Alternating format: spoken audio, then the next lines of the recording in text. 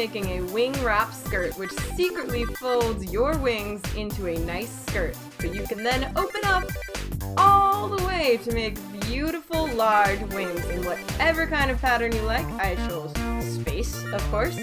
So for this week, here's what you need to make a wing wrap skirt. 3 large buttons, a ton of pins, about a foot of elastic, pretty is up to you, 2 yards of stiff tulle-like fabric, 5 yards of a cotton fabric you want for your wings, about a ½ yard of stretchy liner fabric, a sewing machine with matching thread, some cotton string, all of the patterns, which will be available on Instructables.com and my blog. The first step is to cut out all of your pattern pieces. We're going to be starting with the skirt, so we're going to be starting with those 4 long strips of fabric, and there'll be notes on the patterns for how long these strips should be. Then you're going to take your first strip, which is your shortest, and put the 2 ends together to form a loop and sew them together with a ½ inch seam allowance. Then you're going to grab your cotton string and make a little mark saying where you're going to start your measurement. Then you're going to measure out a length of string that is the length you want your top of the tier to be. So for this first tier, it's going to be how long your waistband is, which for me is 30 inches. Then put a mark on whatever that measurement is and do not cut the string. Then take your loop and your string over to your sewing machine, and starting where you made your first mark, put your string overlapping with your fabric and put it in the center of your sewing machine's foot, and then sew with the widest zigzag you have available all around the loop. So you're not attaching the string to the loop, you're just kind of temporarily adhering it. Now it's time to ruffle. You're going to want to pull that string until your other mark appears. Now the goal here is to make ruffles, and you'll see them right away as soon as you start pulling. And kind of ignore them from now and just keep pulling until the other mark appears, telling you that your loop is now the length you want it to be. So now you have to deal with the ruffles, and that means spreading them out evenly, and you just kind of have to fidget with them with your hands to get them to spread out as even as is possible. Once your ruffles are nice and even, you're going to want to take your waistband, which you have sewn into a loop, and then fold it in half to create a double layer and pin it onto the top of your first tier.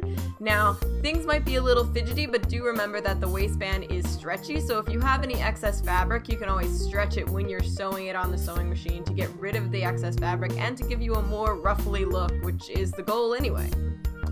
Then head over to your sewing machine, and with a ½ inch seam allowance and a zigzag stitch, go ahead and sew that ruffle to your waistband.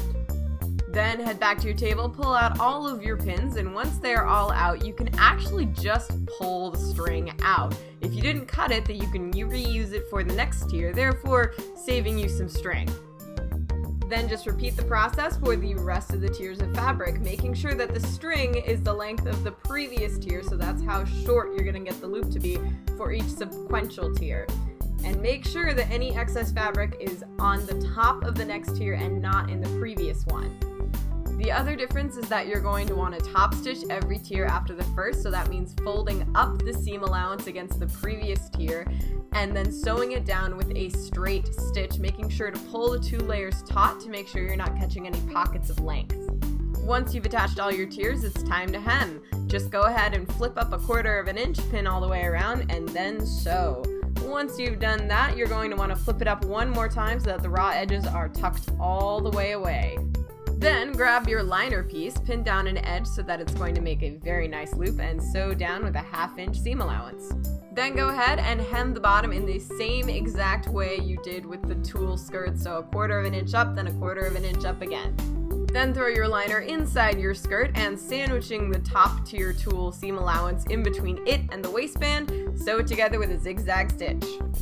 At this point you should have a decently cute ruffly skirt. From there, you're going to sew on 3 large buttons, 1 in the center back and 2 1.5 inches to either side. Alright, time for the wings. So you should have 4 pieces, so 2 pairs of wings, and you're going to want to put them right sides together, and then you're going to want to take the center back of the short part of the wing and sew that together, only from the straight line on the short part to the very crease. Once you've done that, you're going to want to lay your wings out on your table, even if it's too small, and then lay both pairs on top of each other, again, right sides together. Then pin all the way around the perimeter and sew with a ½ inch seam allowance all the way around the outside, except for the center where you're going to pull it right side out. Once you've done that, it's time to cut some relief cuts wherever there are curves. This just means cutting out little triangles just to make sure everything lays flat when you turn it right side out. Just do this all over those wings. Now turn them right side out. Just reach your hand in through that center hole we left and start pulling. Do this gently so as not to break any of your threads. Now head over to your ironing board, or towels on a table if you're me, and iron your entire wings, making sure those seams lay nice and flat and are completely poked out. So be careful and take your time here. Once everything is ironed, you're going to want to take your pins and pin close that opening that we left in the center back, making sure to fold that seam allowance inside. Then head back over to your sewing machine and with a 1/4 inch seam allowance, sew a straight stitch all around the outside of the wings. Now things get a little tricky. You're going to want to take from the center back to the skinniest part of the wing and fold it in half and then pin that fold down, making sure all 4 layers of fabric go through to the edge of the fold.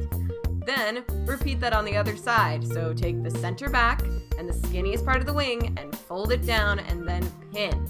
Then, taking a zipper foot, put that fold under your sewing machine and sewing as close to the edge as is physically possible, sew a straight stitch all the way down both folds.